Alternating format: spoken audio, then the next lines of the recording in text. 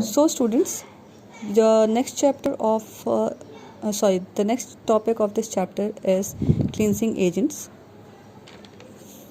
In cleansing agent, you must have heard about this word detergent. Okay, detergent basically means cleansing agent.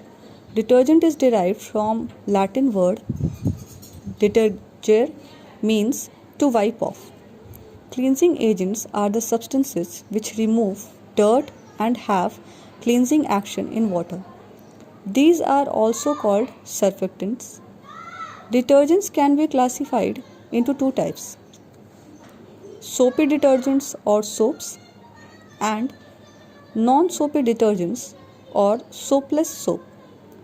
First of all, here we will talk about soaps. They are sodium or potassium salts of saturated and unsaturated long chain carboxylic acids containing 12 to 18 carbon atoms. Example: C17H35COOH, that is stearic acid, and C15H35COOH, that is palmitic acid. Okay, so this is what we call fatty acid. Okay, so soaps are basically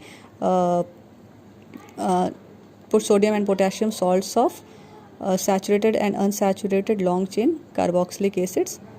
Okay, so now the disadvantage of using soap.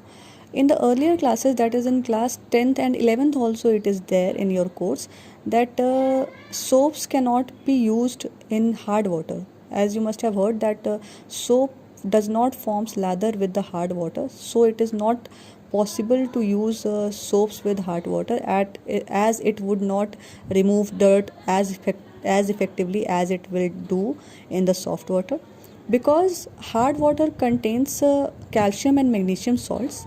As you all know that hard water contains calcium and magnesium salts, and soap react with these calcium and magnesium salts present in hard water and forms insoluble precipitates.